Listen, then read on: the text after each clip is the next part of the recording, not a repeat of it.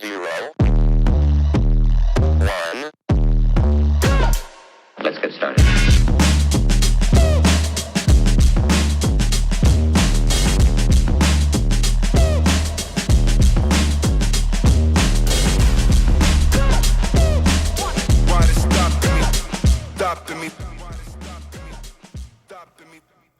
What's up, everybody? It's your girl, Dr. Nicole B. Simpson, here at Harvest Wealth Financial, helping all of us to stand on business. And now we're getting into the heart of why this really matters from a tax perspective.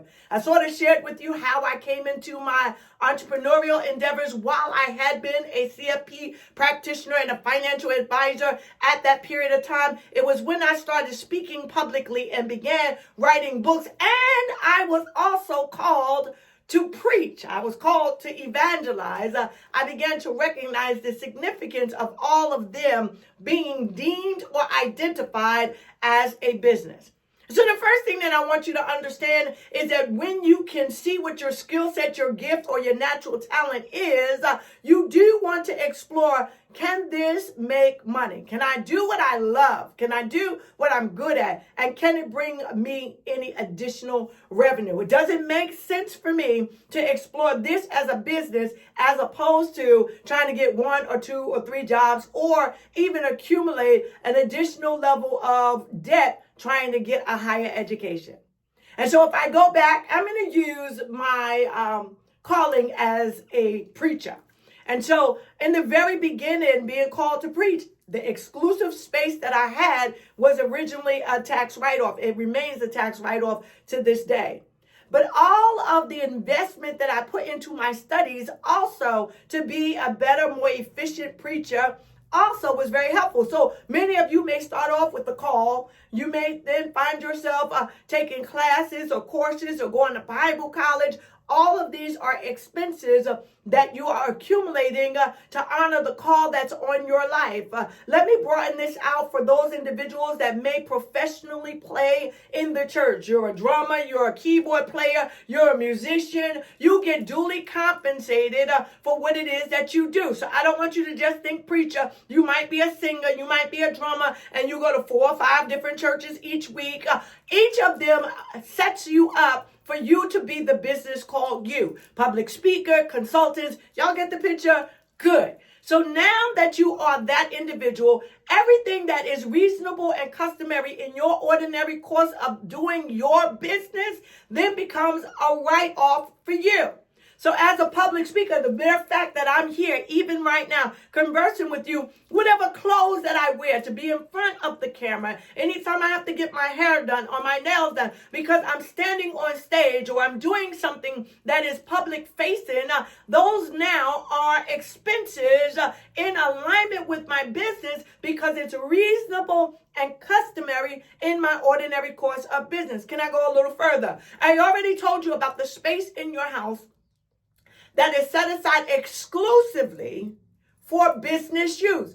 Well, in that, you may need some different, what we would call, utilities, so to speak. And so many individuals, I for one, in my financial planning business, I need CNBC. I watch it all day while I'm in the markets. Now, I have a brick and mortar office as well, but I'm using this as an example. As a pastor or a preacher, I may need the Word Network, or you may need BET Soul, or you may need, if you are a liberation theologian, so to speak, and you associate with world news, you may need to be in the know. And so how do I watch? My cable bill may be deemed reasonable and customary in my ordinary course of business. For those of you that travel from church to church for business exclusively, you may have the opportunity to write off the mileage, the gas, the things that are in alignment with what you do that is reasonable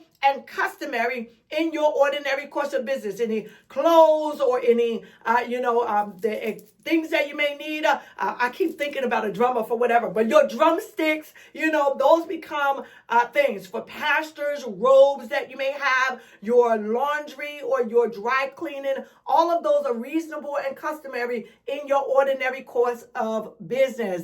When we begin to look at these incentives, these are things that you're going to do anyway.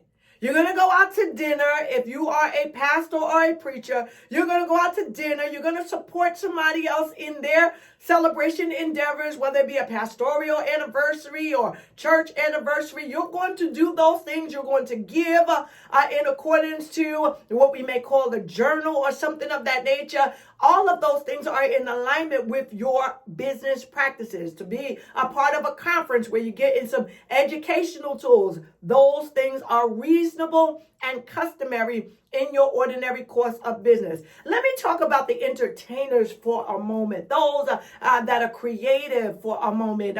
You still have your space for rehearsal and practice. And anytime that you have got to get sheet music, or you have to, buy bits for your instruments, or you have to go to a concert that's relative to what it is that you do, or you go sing for someone or play for someone.